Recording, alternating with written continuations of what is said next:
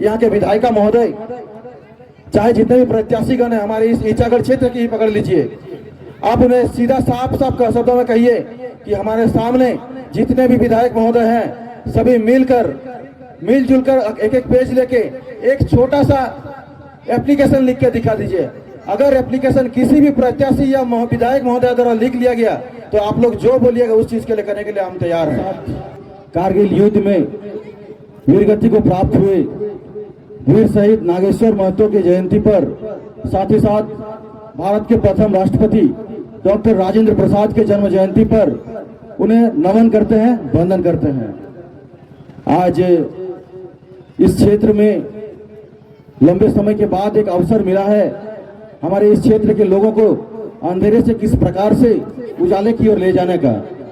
तो अधिक समय न लेते हुए तमाम जितने भी लोग आज के इस कार्यक्रम में शिरकत हुए हैं सभी से आग्रह करते हैं कि इस प्रकार से कारगिल युद्ध में हमारे वीर शहीद नागेश्वर महतो के साथ साथ और कितने भी न जाने सैनिक थे, हमने सुना है करीबन 500 मोर देन 500 सैनिक उस युद्ध में प्राण की आहुति देते हुए भारत देश की रक्षा के लिए अपने आप को बलिदान कर दिए थे। ये इस युद्ध से हमें एक शिक्षा मिलती है। उसी युद्ध से विजय, ऑपरेशन विजय था, वो उसका नाम था ऑपरेशन विजय। और उस युद्ध से एक सीख मिलती है कि हमें अपने देश के प्रति अगर अपने प्राणों की आहुति देने पड़े तो हमें पीछे कभी नहीं हटना चाहिए। एक बार सभी को एक बार कहिए, जय हिंद, जय झारखंड। तो सबसे पहली बात, आज के इस कार्यक्रम का उद्देश्य था झारखंडी भाषा खतियान संघर्ष समिति नागा सरेंग के सक्रिय सदस्यों द्वारा एक जनसभा का कार्यक्रम रखा गया है। इस कार्यक्रम में उपस्थित तमाम लोग जिस आशा और उम्मीद के साथ लगातार आगे बढ़ रहे हैं, साथ ही साथ मंच पर जितने भी क्रांतिकारी साथी उपस्थित हैं सभी से आग्रह करते हैं, आखिर 23 साल हो गए झारखंड के, ये बात हम लोगों ने सभी को चेतना चाहते हैं, लेकिन हमें हमारे अंदर आएगा कब जहन में कि हम लोग इतने लंबे संघर्ष के बाद हमें झारखंड मिला है। 1860 में जब बंगाल अलग होने के बाद, बांग्लादेश से अलग होने के बाद बिहार के लोग लगातार बंगाल से अलग होने की बात कर रहे थे। उस समय 1860 में मुर्गे क्या नाम था, उन्होंने कहा था कि बिहार बिहारियों का है। तत्पश्चात 1912 में जब बंगाल से बिहार अलग हुआ तो झारखंड की भी मांग तब से होने लगी।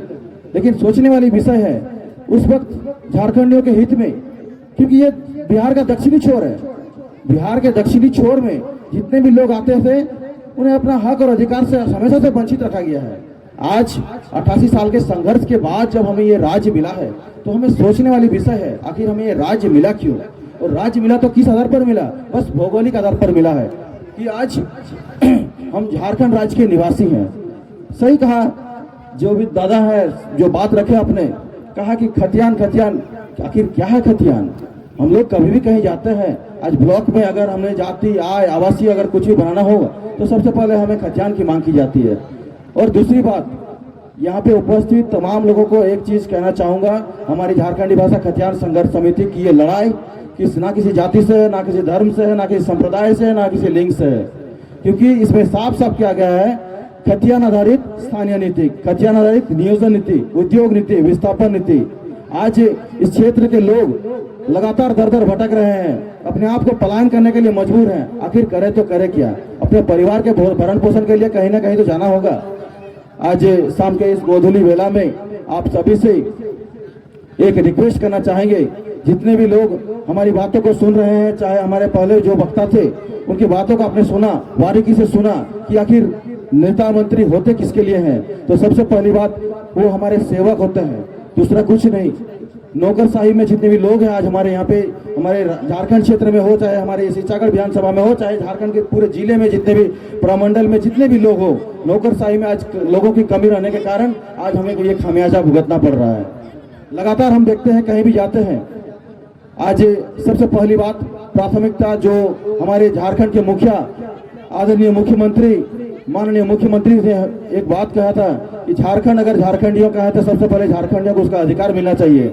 जल जंगल जमीन की सरकार, लगातार हमारी लड़ाई आज जल जंगल जमीन से हो रही है। कहीं विस्थापन का मुद्दा है तो कहीं पलायन का मुद्दा है, तो कहीं फैक्ट्रियां बस रही है, तो लगातार कहीं जन जंगल जमीनों को उखाड़ा जा रहा है, तो कहीं हाथियों का प्रकोप चल रहा है। आज हमारे इस क्षेत्र में लगातार देख रहे हैं कुछ न कुछ कमियां और खामियां लगातार देखने को मिल रही है। आज विस्थापन के आयोग को लेकर बात किया गया था 4 साल पहले, जब हमारे आदरणीय विधायक मैडम यहाँ के जो उनका चुनाव प्रचार कर रहे थे, तो सबसे पहले उनका यही था मैनिफेस्टो में कि विस्थापन के लिए एक आयोग का गठन किया जाएगा। क्या आज तक कोई आयोग का गठन किया गया है क्या?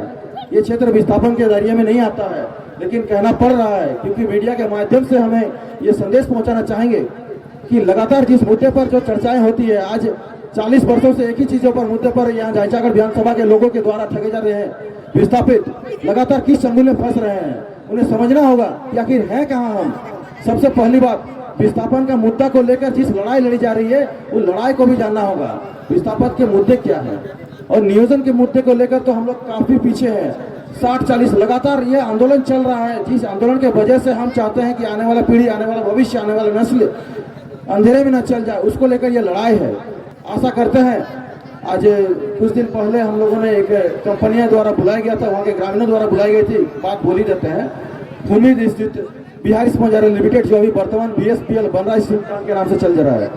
तो सबसे पहले हम लोगों ने वहाँ पे जाके धरना दिया, 1 दिवसीय धरना था। जाके वहाँ पे बैठे थे तो उस वक्त वहाँ के पंचग्राम समितियों द्वारा कुछ वैसे झड़प हुई। तत्पश्चात हम लोगों ने वहाँ पे मजिस्ट्रेट वहाँ पे पहुँचे और पंचग्राम समिति के लोग पहुँचे और थाना प्रभारी पहुँचे, कंपनी प्रबंधन पहुँचे, साथ ही साथ वहाँ के ग्रामीणों से वार्ता हुई। ग्रामीणों से वार्ता के दौरान हमें ये पता चला कि यहाँ पे जितने भी जमीनदाता हो, विस्थापित हो चाहे प्रभावित हो, जो धुआं से प्रभावित हैं, आज उन लोगों ने कहा कि यहाँ के लोगों को ना रोजगार मिलता है, ना यहाँ के लोगों को जो किसी ठेकेदारी का थोड़ा काम मिलता है, उस चीज से भी वंचित रखा जाता है। तो सबसे पहला सवाल हम लोगों ने उस कंपनी के प्रबंधन से कहा, तो उन्होंने कहा कि नहीं, यहाँ पे सारा चीज ठीक है। उन्होंने इतना पैसा देकर रखा है वहाँ के पंचग्राम समिति को कि वो पंचग्राम समिति कहते हैं कि यहाँ के जो पोल्यूशन उड़ता है, धुआं, वो पोल्यूशन का मशीन खराब होने के कारण उसे धुआं उड़ता है। तो यहाँ पे इटागढ़ विधानसभा में इतने पोल्यूशन है, लगातार पोल्यूशन की समस्याएं बढ़ती जा रही है। इतने जनप्रतिनिधि हैं, लगातार लोगों के शादी ब्याह दुख सुख में हर जगह सर्किट होते हैं, तो इस दुख में क्यों सक्रिय नहीं हो पा रहे हैं? जो पोल्यूशन जो लगातार हमारे क्षेत्र के लोगों के लिए एक गंभीर विषय का कारण बन सकती है, वो जो पोल्यूशन जो फैल रहा है, उस पोल्यूशन से कैंसर, दमा और सारे न जाने कितने गंभीर बीमारियों का जो जन्म लेती है। तो उससे क्या होगा? आज हम सभी अगर एक होकर ना लड़ पाए तो कल दिन अगर किसी एक का दुख हुआ तो उस दुख का जिम्मेदार सिर्फ और सिर्फ वो अकेला होगा, दूसरा कोई देखने वाला नहीं होगा। एक दिन नेता मंत्री आएंगे, अपना फोटो खींच के चमका चल जाएंगे, चमकाने के लिए चल जाएंगे और फिर चले जाएंगे। आपको अपनी जिम्मेदारी स्वयं आपको देखनी होगी, इसीलिए ये लड़ाई है। आज सबसे पहली बात है, हमारे क्षेत्र में पोल्यूशन की सबसे बड़ी सुविधा इसलिए है कि कहीं ना कहीं हमारे यहाँ के विधायक महोदय, आप लोगों को सभी को संज्ञान में होना चाहिए कि यहाँ के पोल्यूशन के चेयरमैन भी हैं। उनके गाड़ी में देखिएगा MLA लिखा रहता है। MLA बड़ा होता है कि झारखंड के पोल्यूशन के चेयरमैन बड़ा होता है? जरा इस चीज पर गौर करना जो हमें होगा। सबसे पहला बात, हमें जानकारी के अभाव के कारण आज इस चीज का झेलना पड़ रहा है। दूसरी बात है, आज इसी जगह से इस जगह आने के दौरान, इससे पहले मैं गया था बकारकुड़ी। आज सुबह की घटना है, एक हाथी द्वारा एक व्यक्ति, गणेश कुमार नाम के व्यक्ति, 30 वर्षीय व्यक्ति होंगे, जो हाथी द्वारा वो सोच गए थे सुबह 7 बजे, हाथी ने पकड़ के उसे मार डाला। अब बताइए ये कहाँ का न्याय है? लगातार हम इस चीज पर, कल ही हम गए थे वहां पे वन विभाग कार्यालय में, वहां गए थे तो देख रहे वन विभाग कार्यालय ताला लगा हुआ है। कार्यालय खुलता क्यों है पता नहीं। आज संडे है। आज जब हमने उनसे बात किया रेंजर साहब से, तो उन्होंने, उनका हाथ कांप रहा था, बोलता है कि ठीक है सब किया जाएगा। हमने तुरंत उनसे बात करके यही चीज कहा कि आज अगर 6 से शाम 6 बजे से सुबह 6 बजे तक अगर आपकी पेट्रोलिंग टीम यहाँ पे उपस्थित नहीं होती है तो फिर कल के कल हम लोग वहां पे धरना में बैठने को उपस्थित होंगे। ये चीज का जानना जरूरी है, सबसे पहला बात। दूसरी बात है, आज हम जिस चीज के लिए लड़ रहे हैं, लगातार हम जिस चीजों का सामना करना पड़ रहा है, ये कहीं ना कहीं हमारे ब्यूरोक्रेट्स के कारण है। दूसरी बात है, आज विधायिका काम क्या होता है, विधायिका का काम के जानने के वजह से हमें ये चीज का झेलना पड़ रहा है। विधायिका का काम होता है विधि बनाना, नियम कानूनों को बनाना, नियम कानूनों को सुधारना। आज जैसे दादा कहे कि हमारे वहाँ पे शिक्षित लोग जाने चाहिए, तो सबसे पहले वहाँ पे जब शिक्षित लोग पहुंचेंगे उस स्थान पर, उसके बाद ही शिक्षित लोगों के विधानसभा में आने के लिए कोई कानून बन सकता है। अन्यथा मूर्ख लोग क्या जानेंगे? मूर्ख लोगों को तो कुछ मतलब है नहीं। दूसरा बात है, आज सबसे पहली बात, यहाँ के विधायिका महोदय, चाहे जितने भी प्रत्याशीगण है हमारे इस ईचागढ़ क्षेत्र की ही पकड़ लीजिए, आप उन्हें सीधा साफ साफ शब्दों में कहिए कि हमारे सामने जितने भी विधायक महोदय हैं सभी मिलजुल कर एक एक पेज लेके एक छोटा सा एप्लीकेशन लिख के दिखा दीजिए। अगर एप्लीकेशन किसी भी प्रत्याशी या विधायक महोदय द्वारा लिख लिया गया तो आप लोग जो बोलिएगा उस चीज के लिए करने के लिए हम तैयार हैं। क्या इज पॉसिबल? संभव है? कभी भी संभव नहीं है। जब एक एप्लीकेशन नहीं लिख सकता है तो विधानसभा में कानून कैसे बन सकता है? सोचने वाली बात है। आज बहुत सारे जगह पर देख सकते हैं ईचागढ़ विधानसभा में, क्योंकि सभी नेता मंत्रियों को इस चीज का आभास हो चुका है कि 2024 में बदलाव का संकेत आ चुका है।